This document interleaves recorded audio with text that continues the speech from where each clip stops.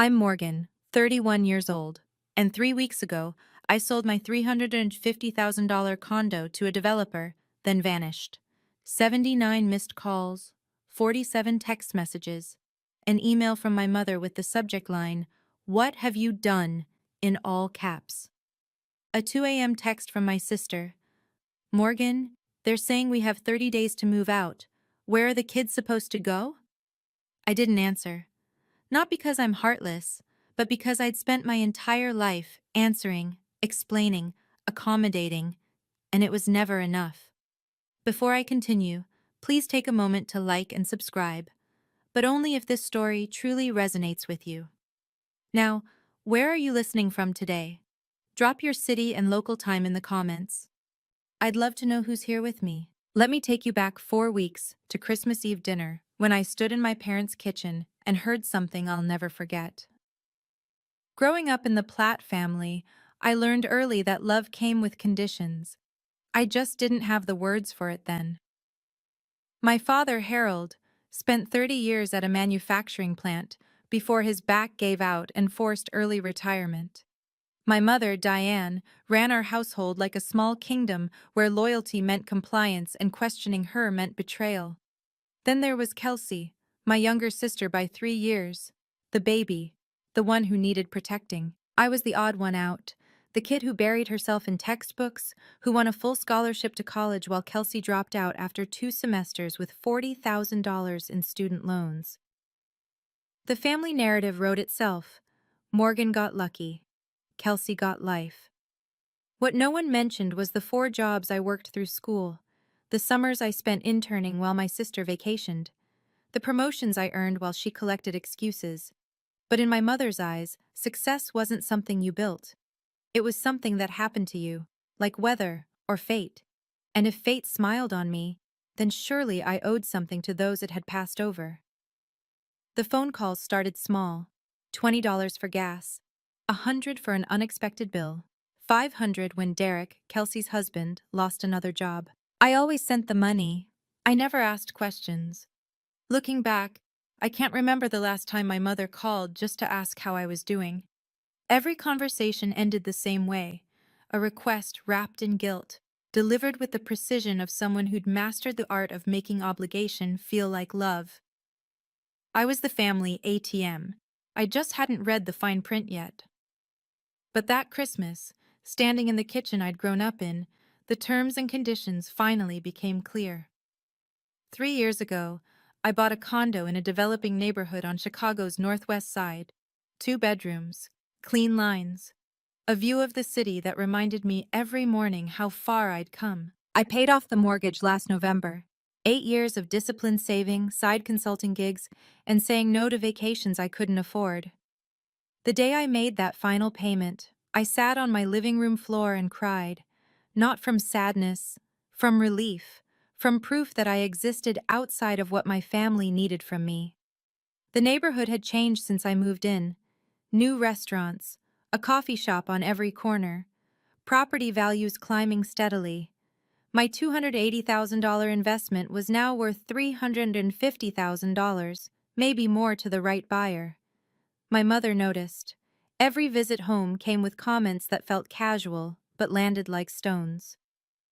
"You live alone in all that space?" she'd say, shaking her head. "Kelsey's kids share a bedroom the size of your bathroom." Thanksgiving last year, she pulled me aside. "You know, sweetheart, if you ever wanted to help your sister get on her feet, that condo of yours could change her life." I laughed it off. Surely she was joking. She wasn't. What I didn't know then was that Kelsey had already called the developers buying up the block. She'd asked if they were interested in purchasing her sister's unit. They declined. They didn't work through unauthorized intermediaries. She'd been circling my home like a shark for months, and I'd been too busy writing checks to notice the blood in the water. The Christmas dinner invitation arrived in early December. "Family only," my mother wrote. "We have so much to celebrate." I should have known then.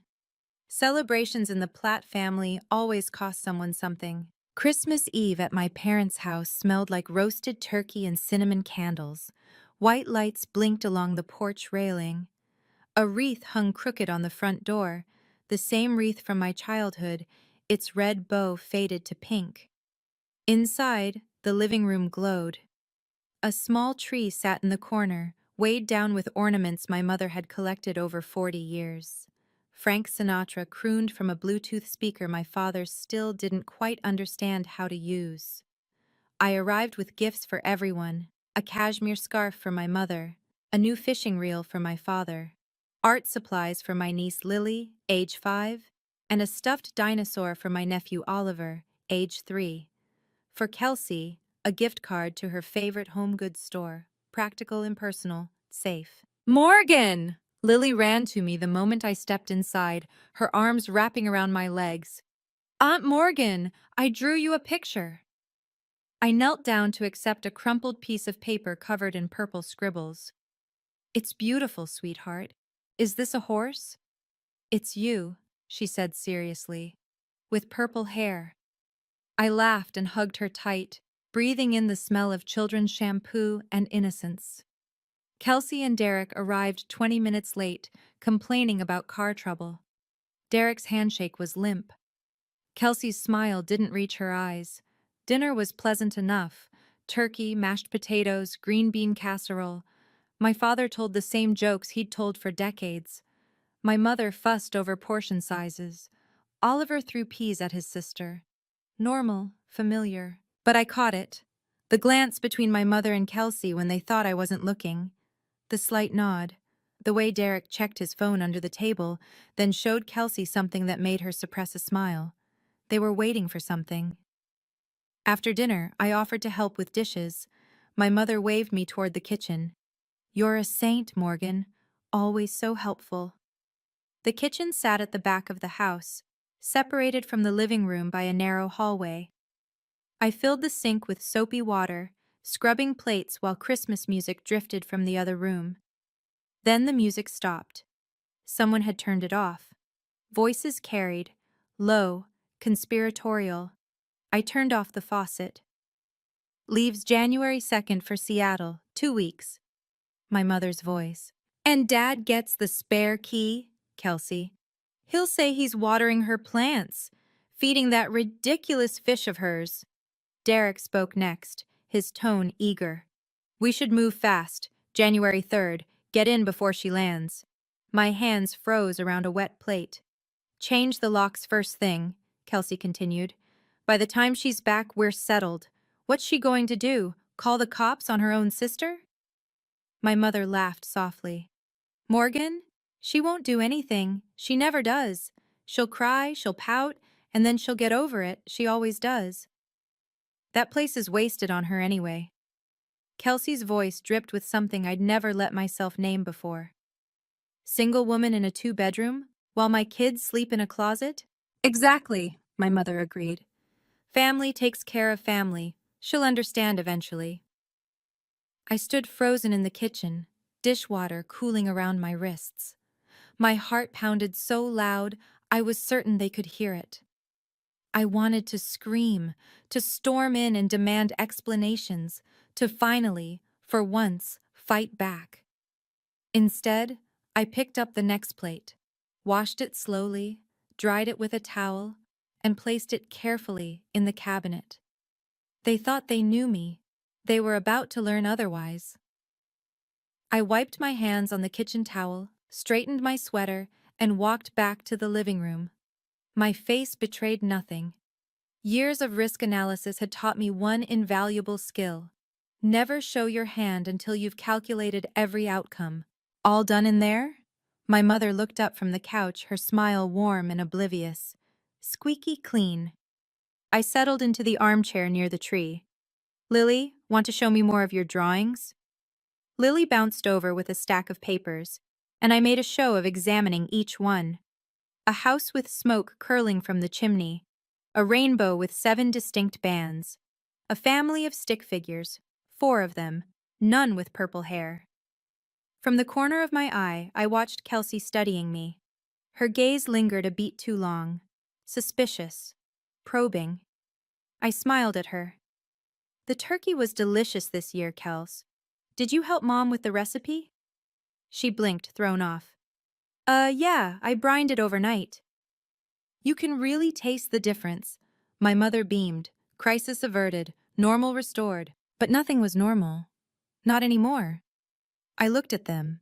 These people I'd spent 31 years trying to please. My mother, who confused control with love. My father, who'd rather stay silent than stand up. My sister, who'd learned that being the victim was easier than being accountable. And Derek, who'd married into a family of takers and fit right in. They had always seen my kindness as weakness, my silence as permission. They were wrong. By the way, I said casually, I'm meeting with my lawyer next week, just some paperwork. My mother barely glanced up. That's nice, dear. She had no idea what she'd just dismissed. Later that evening, Kelsey found me on the back porch. The air was sharp and cold. I stood wrapped in my coat, watching my breath form small clouds that dissolved into nothing. She appeared beside me, arms crossed, shoulders hunched against the chill. Getting some air? She asked. Just needed a minute. We stood in silence. Then she started. So, Seattle. How long again? 2 weeks? Must be nice. Business travel. Her voice carried an edge. I haven't been on a plane in 6 years. I said nothing.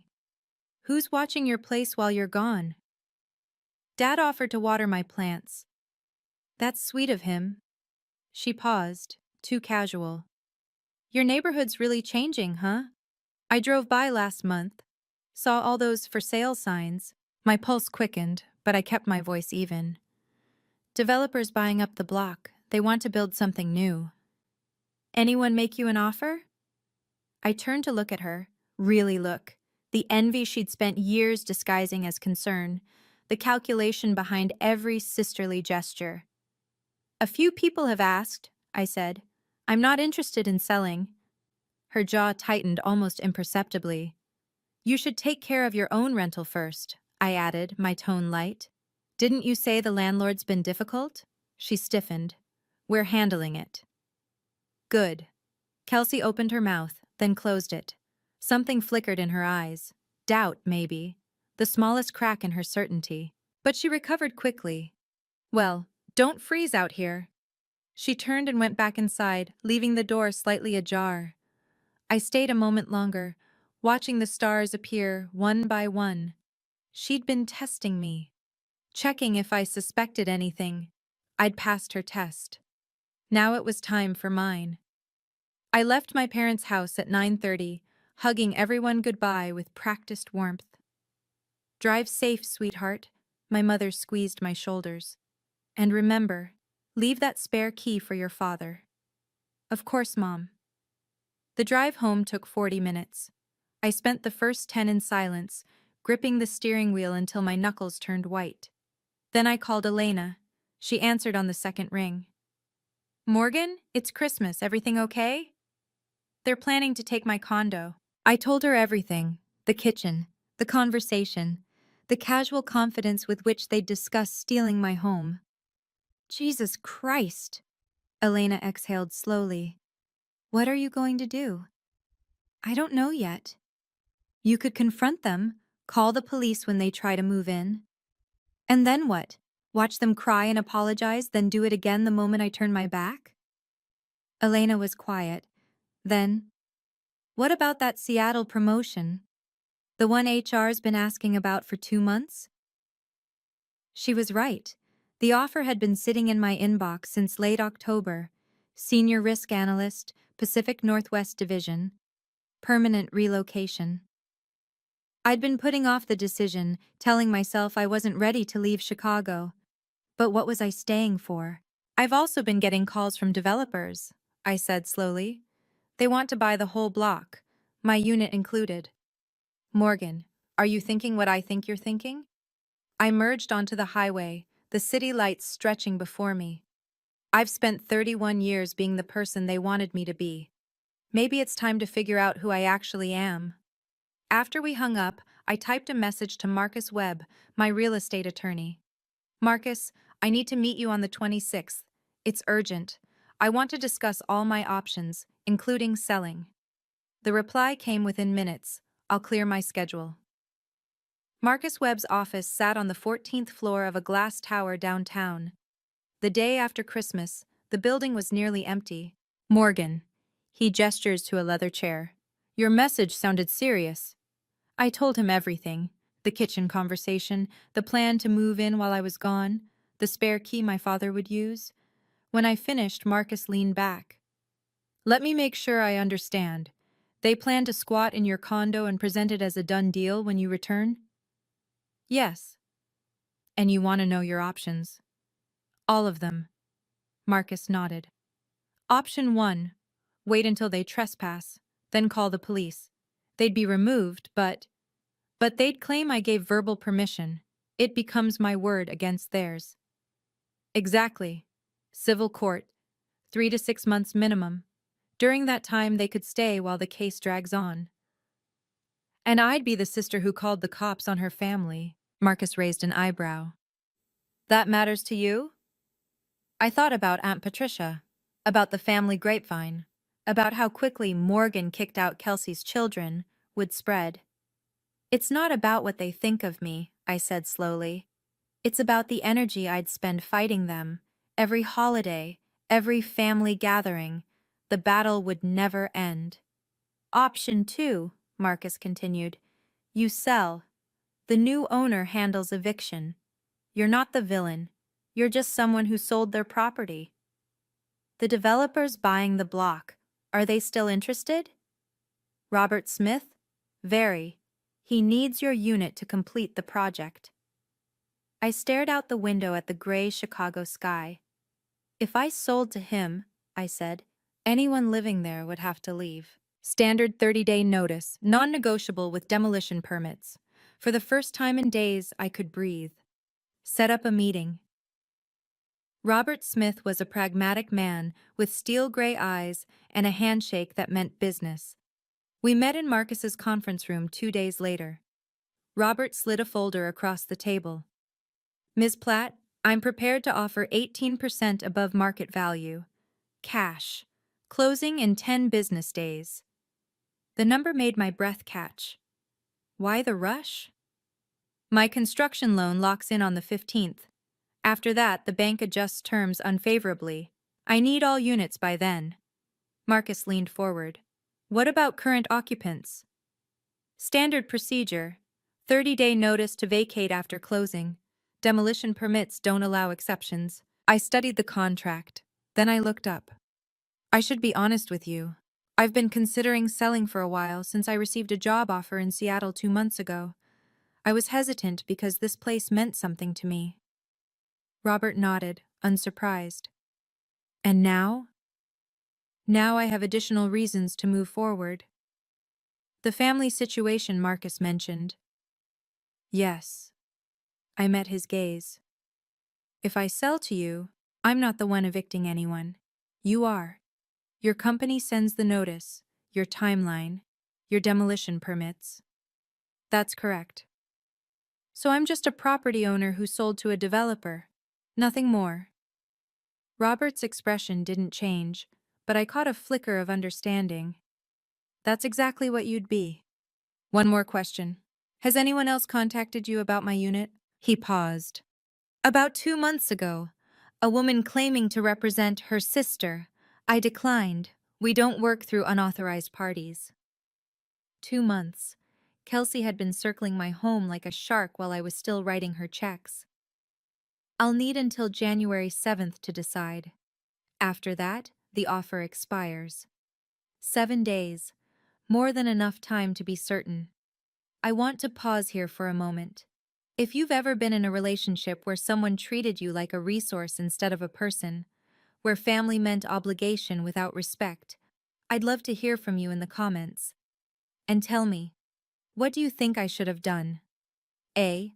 Confront my family directly, or B. Continue with my quiet plan? Drop your answer below. I'm genuinely curious. Now let me tell you what happened next. New Year's Eve, my Uncle Richard's house in the suburbs. The gathering was modest by holiday standards. About 15 relatives crowded into a split level from the 1970s. A folding table held a spread of potluck dishes, champagne chilled in a cooler by the back door. I arrived alone, bearing a bottle of wine I had no intention of drinking. Kelsey and Derek were already there, working the room like politicians at a fundraiser. Derek's laugh was too loud. Kelsey's smile was too bright. They radiated the particular energy of people who believed their ship had finally come in. I hung back near the kitchen, nursing a glass of sparkling cider and watching. It didn't take long. "Such exciting news," Kelsey was saying to Aunt Patricia. "We're moving to a new place in January. Much better neighborhood. The kids will finally have their own rooms." "Oh, how wonderful!" Patricia clapped her hands together. "Did you buy?" Kelsey's hesitation lasted half a second. "It's a family arrangement. Morgan's place, actually. She's got all that space and it's just her, so—" My mother materialized beside them, right on cue.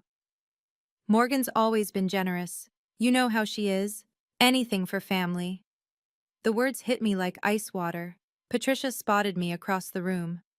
"Morgan, your mother was just telling me about the arrangement. That's so sweet of you to share your home."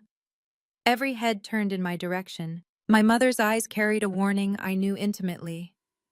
"Don't make a scene." Kelsey's expression dared me to contradict her. I felt the weight of their expectation, the assumption that I would fold, as I always had. Instead, I smiled. "Family helps family," I said simply. "That's what the Platts do, right?"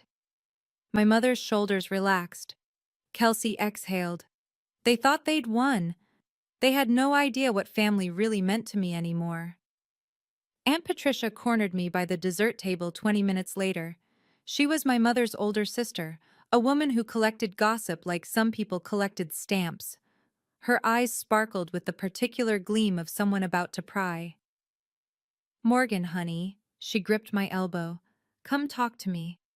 I let her guide me to a quiet corner near the stairs. "So," she began, her voice dropping to a conspiratorial whisper, "your mother told me everything about letting Kelsey move in." "Did she?" "You're such a good sister. Not everyone would do that, you know, give up their own home." "I'm not giving it up," I said carefully. "It's more of a transition." "Still," Patricia shook her head, "with everything Kelsey's been through, those precious children, and that husband of hers," she lowered her voice further. "Between you and me, I don't think Derek will ever amount to much." I said nothing. "Your mother said you agreed to this weeks ago. Said it was your idea, even." There it was, the lie, spreading through the family like wildfire. By the time I returned from Seattle, the narrative would be set in stone, generous Morgan finally doing her duty. "Aunt Patricia," I said, "I appreciate your concern. But what happens with my condo is between me and my immediate family." Her face flickered. Surprise, then a flash of irritation at being shut out. "Of course, dear, of course." She patted my arm. "I just want you to know, we all think you're doing the right thing." I smiled, though it didn't reach my eyes. The right thing. They'd been telling me what the right thing was my entire life. I was about to show them what it actually looked like. Midnight approached. Somewhere in the house, someone started counting down. New Year's Eve, 11:58 p.m. I sat alone in my condo, laptop open, the city glittering beneath my windows. Fireworks would start soon, celebrations for people who believed in fresh starts. 2 emails waited on my screen. The first, Marcus's final paperwork, Robert Smith's offer. 10 days to closing. 30 days after that, demolition. The second, HR's confirmation of the Seattle transfer. Senior Risk Analyst, Pacific Northwest Division. Start date January 20th. Permanent relocation. I'd been afraid to accept either for months. Afraid of what leaving meant. Afraid of being selfish. But what was I holding on to? I looked around the condo, my furniture, my view, my proof that I could build something alone. They'd already taken it from me. Not physically, not yet, but in their minds, this place had never been mine. It was always just something I was keeping warm until they decided to claim it. Even if I fought them off this time, they'd try again. Next year, the year after.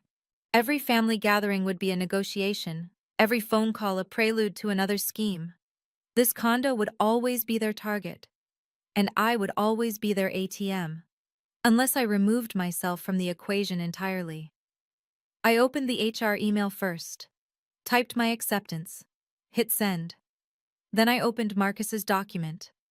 The clock on my laptop struck midnight. Outside, fireworks exploded across the sky. I signed. Not because I wanted revenge, not because I hated them, because I finally loved myself enough to stop sacrificing my future for people who only saw me as a resource. I'm not selling because of them, I whispered to the empty room. I'm selling because I'm finally ready to leave. The document uploaded. The deal was done. Happy New Year. This one would be different. January 2nd, O'Hare Airport. I boarded my flight to Seattle with one carry-on and a laptop bag.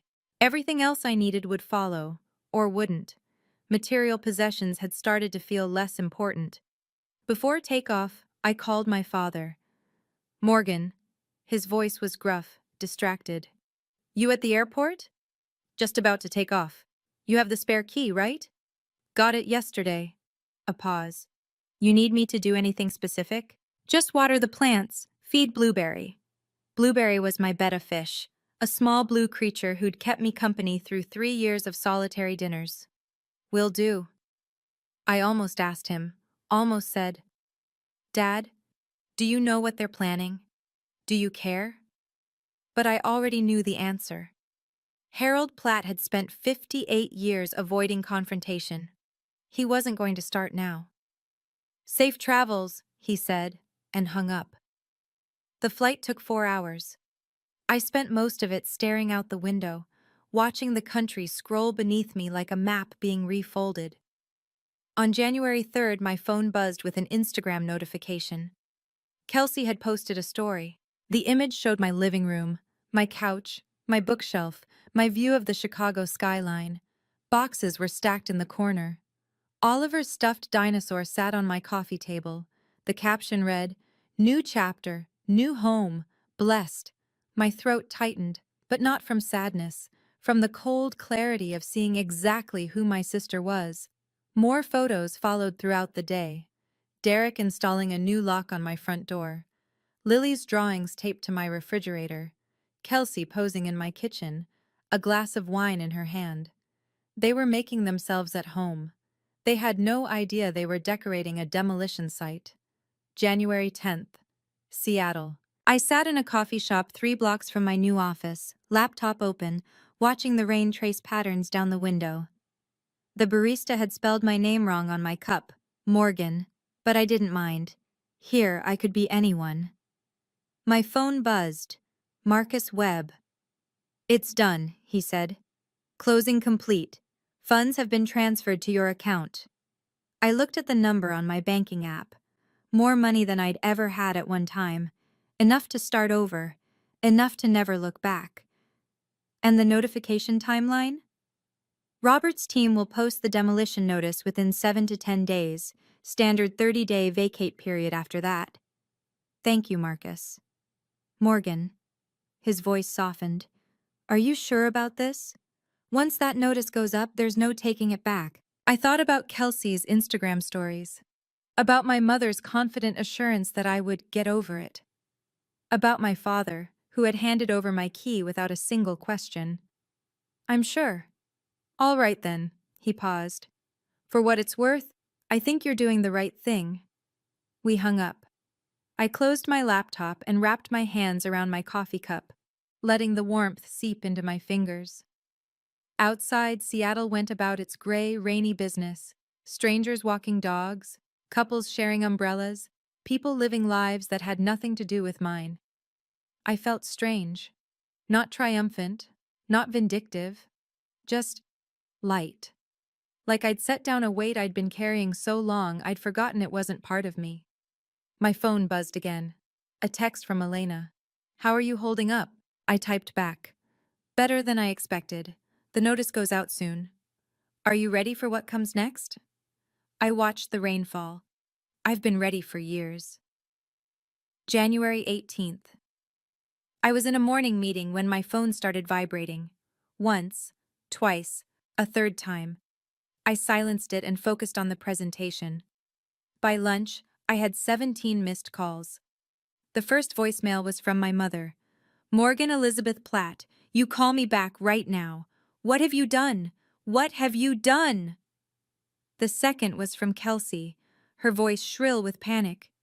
There are people here, with papers. They're saying we have to leave in 30 days. Morgan, this has to be a mistake. Call me. The third was from Derek. This is insane. You can't just sell a place with people living in it. We're calling a lawyer. The fourth was my father. He didn't leave a message, just 10 seconds of heavy breathing before hanging up. I sat in my car in the parking garage, scrolling through text messages that ranged from confused to furious to desperate. Kelsey, call me now. Mom, how could you do this to your sister? Kelsey, the kids are terrified. Morgan, Mom, we raised you better than this, Derek. You'll be hearing from our attorney, Kelsey. I looked up the property records. You sold it. You actually sold it. Mom, your father is having chest pains. Kelsey, 30 days. Morgan, where are we supposed to go? I read each message carefully. Not one of them said sorry. Not one of them acknowledged that they'd tried to steal my home. Not one of them asked if I was okay or why I'd done this or what had led us here. They weren't angry that they'd been caught. They were angry that I hadn't let them win. My phone rang again. Kelsey. I watched her name flash on the screen until it went to voicemail. Then I turned off my phone entirely. Let me pause here. If you're still with me, if this story is hitting close to home, take a breath. Get some water. I know this part is intense. And if you're enjoying this, hit that like button. It really does help. Now I have a question. What do you think happens next? Will my family apologize? Or will they double down? Tell me your prediction in the comments. Here's how it actually played out. Over the next 48 hours, my phone became a weapon. 79 missed calls, 47 text messages, 12 voicemails, 4 emails. I documented everything. Screenshots, timestamps, transcripts. Not because I planned to use them, but because I knew how quickly my family could rewrite history. I wanted a record of who they really were when they thought no one was watching. The messages followed a predictable pattern. Stage 1. Confusion. There must be a mistake. Call us. Stage 2. Anger. How dare you do this to your own family? Stage 3. Guilt. Mom hasn't stopped crying. Dad's blood pressure is through the roof. Stage 4. Threats. Derek's cousin is a lawyer. We're looking into our options. Stage 5. Bargaining. Just call us. We can work this out. Please, Morgan. What none of them said. We're sorry we planned to take your home without asking. What none of them admitted. We were wrong. Kelsey's messages were the most revealing. You knew we were moving in and you sold it anyway? Not. I'm sorry we tried to steal from you. The kids are crying every night. They thought this was going to be their new room. Not. We should have asked permission. How am I supposed to explain this to Lily and Oliver? As if I had created this situation. As if their tears were my responsibility. I saved every message. Then I closed the folder and went for a walk along the Seattle waterfront. The air smelled like salt and pine. Seagulls argued over scraps near a fish market. Strangers passed me without a second glance. I had never felt so invisible. I had never felt so free. On January 21st, 3 days after the notice went up, I broke my silence. One email, sent to my mother, father, Kelsey, and Derek, CC'd to Marcus Webb. I wrote it sitting at my kitchen table in my temporary Seattle apartment, a cup of tea growing cold beside me. I revised it 6 times before sending. Subject, regarding the property at address. To my family, I have sold my condominium. a property I purchased with my own money and owned solely in my name, to a development company. This was entirely within my legal rights. I am aware that some of you moved into the property without my knowledge or consent during my absence. The new owners have issued a standard 30-day notice to vacate, as is their right under the demolition permit. I will not be discussing this matter further. If you require assistance finding new housing, I recommend contacting the Chicago Housing Authority or similar local resources. This is my final communication on this subject. Morgan, I didn't explain. I didn't accuse. I didn't list their offenses or catalog my pain. I simply stated facts and closed the door. The responses came quickly. From Kelsey, "That's it? That's all you have to say?" From Derek, "This isn't over." From my mother, "I don't know who you are anymore. The daughter I raised would never be so cruel." I read each one, then archived them. My mother's words should have hurt. Maybe in another life they would have. But something had shifted inside me, a door closing, a lock turning. The daughter she raised would have apologized, would have cried, would have found a way to make everyone else comfortable while shrinking herself into nothing. That daughter didn't exist anymore. I closed my laptop and watched the rain fall over Puget Sound. The family grapevine worked fast. Within a week, I'd received messages from 3 aunts, 2 uncles, and a cousin I hadn't spoken to since high school. The narrative had crystallized. Morgan sold her house out of spite while her poor sister's family was living there. No mention of the scheme hatched over Christmas dinner. No acknowledgement that they'd moved in without permission. Just, "How could you do this to Kelsey?" Aunt Patricia called twice. I let both go to voicemail. To Morgan, honey, this is Aunt Patricia. I just want you to know that your mother is devastated. Absolutely devastated. She keeps saying she doesn't understand where she went wrong. I think you owe her an apology, don't you? Family is family, after all. Call me. I deleted the message. Some relatives simply stopped speaking to me. I could see the blocked notifications, the unanswered friend requests, the social media silence. I was being erased from the family story, written out like a character who'd outlived her usefulness. But not everyone followed the script. A text arrived from Great Aunt Dorothy, my grandmother's younger sister. She was 83 and had always been the family's quiet observer. "Morgan, I don't know the whole story and I won't ask, but I've watched you take care of that family for years while they took from you.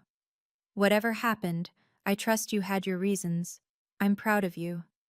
I read the message 3 times. Then I cried.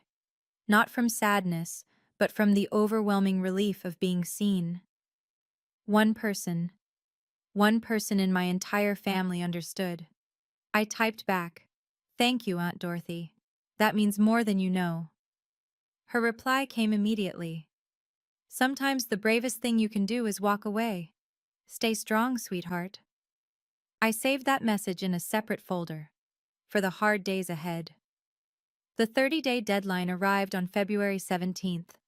I learned the details secondhand through Elena, who'd heard from a mutual acquaintance still connected to Chicago gossip. Kelsey and Derek had nowhere to go. Derek's parents, estranged for years over money he'd borrowed and never repaid, declined to help. His brother's apartment was too small. Friends suddenly remembered prior commitments. In the end, they moved into my parents' house. 3 bedrooms, 6 people. My mother's carefully controlled kingdom overrun with toy trucks, sippy cups, and a son-in-law she'd always secretly despised. "Diane's losing her mind," Elena reported during one of our calls. Apparently she didn't realize helping Kelsey meant living with Kelsey. "How are the kids?" "Kids are fine. Kids are resilient. It's the adults who are struggling." I felt a twist of something in my chest. Guilt, maybe. Or its ghost. "They made their choices," Elena added gently. "You're not responsible for the consequences." "I know. Do you, though?" I was quiet for a moment. "I'm working on it." A week later, I saw a social media post from Kelsey. No pictures this time, just text. "Sometimes the people you trust the most let you down the hardest. But we're survivors. We'll get through this." The comments were full of sympathy, heart emojis and prayer hands, promises that karma would handle whoever did this. I was the villain of her story now, the cruel sister who'd abandoned her family. The same day, I received one more message. From my father. I'm sorry. Just 2 words. No explanation. No context. I stared at them for a long time, trying to decode their meaning. Was he sorry for what he'd done? For what he'd allowed? For the family I'd lost? Or the one he was stuck with? I saved the message, but I didn't reply. Spring arrived in Seattle like a whispered promise. I found a permanent apartment near Green Lake, a small studio with big windows and a view of cherry blossoms. The landlord was a retired teacher named Gloria, who asked no personal questions and always had cookies in the lobby. My new job was demanding but fulfilling. I analyzed risks for a living, and for the first time, I was applying those skills to my own life. Calculating the cost of relationships, measuring the return on emotional investments, the math wasn't complicated. I donated most of my Chicago furniture to a women's shelter. The money from the condo sale went into diversified accounts, retirement funds, emergency savings, and a small contribution to a scholarship program for first-generation college students. The Morgan Platt Fund, I called it privately. Nobody else needed to know. Elena flew out for a weekend in April. We sat on my tiny balcony, wrapped in blankets, watching the sunset paint the mountains pink and gold. You seem different, she said. How so? Lighter. Like you finally put something down. I thought about that. I think I did. Any regrets? The question hung in the air between us. Sometimes I miss who I thought they were, I admitted. The family I imagined I had, but I don't miss who they actually were. Elena nodded slowly. That makes sense. I used to think home was a place, I continued. Then I thought it was people. Now I think... I paused, searching for the right words. Maybe home is just the place where nobody's allowed to take pieces of you. She reached over and squeezed my hand. You're going to be okay, Morgan. I looked at the mountains, at the sky, at the life spreading out before me like an unwritten map. Yeah, I said. I think I am. 6 months later, my phone buzzed with an unexpected notification. A text from Kelsey. The first direct contact since my email in January. I almost deleted it unread. But something, curiosity maybe, or the ghost of sisterly feeling, made me open it. Morgan. I know you probably don't want to hear from me. I don't blame you if you delete this, but I wanted you to know. I got a full-time job. Derek and I found an apartment. We moved out of Mom and Dad's last month. I'm not asking for anything. I've been thinking a lot. About everything. I'm not ready to say more than that. But I'm trying. I wanted you to know I'm trying. I read the message 3 times. No apology, no acknowledgement of what she'd done. Just progress. It wasn't enough. Not yet. Maybe not ever. But it was something. I didn't reply immediately. I went for a run along the lake, let the morning air clear my head, thought about what Kelsey's message meant, and what it didn't. She was trying, maybe. Or maybe she was laying groundwork for the next ask, the next favor, the next entitled claim on my resources. I couldn't know for certain. And for the first time, I realized I didn't need to. The door I'd closed didn't have to stay locked forever. But I got to choose when, and if, I opened it again. That night, I typed a response. Thank you for letting me know. 4 words. Nothing more. Kelsey replied, okay. And that was it. I set down my phone and looked out at Seattle's skyline, the city lights reflecting off the water like scattered stars. I didn't know what the future held, but for the first time in my life, that future was mine to decide. I've thought a lot about why they did what they did. Not to excuse them, never that, but to understand. Because understanding is how you stop repeating patterns. Kelsey and my mother operated from a belief system so ingrained they probably couldn't see it. Family means sharing everything, and whoever has more owes it to those who have less. Entitlement wrapped in the language of love. My mother saw herself as a protector. She'd spent her whole life shielding Kelsey from consequences, which meant Kelsey never learned there were any. When you're raised to believe the world owes you something, you stop questioning whether you've earned it. And Kelsey? She wasn't born cruel. She was shaped by circumstances, by being the struggling one, the one who received sympathy instead of accountability. Taking became normal, expected, her right. Then there was me. I was the overfunctioner, the fixer, the one who kept the peace by sacrificing pieces of myself so small I barely noticed them going. Until one day I looked up and realized I'd given away everything but my name. The thing about being the family ATM is this: the moment you stop dispensing cash, you find out exactly what you were worth to them. If you're listening to this and recognizing yourself, if you're the one who always gives, who never asks, who smooths over every conflict at the cost of your own needs, I want you to hear something. You are allowed to stop. You are allowed to say no. You are allowed to love your family and still walk away from them. Setting boundaries isn't cruelty. It's survival. It's also the only way to find out if someone truly loves you or just loves what you provide.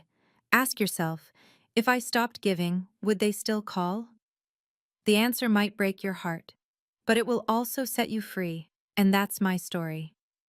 If you stayed until the end, thank you. Truly, I'd love to hear from you. Have you ever had to set boundaries with your family? How did it go? What did you learn? Drop your story in the comments. I read every single one. And if this resonated with you, please like, subscribe, and check out the similar stories linked in the description below. Take care of yourselves. You deserve it.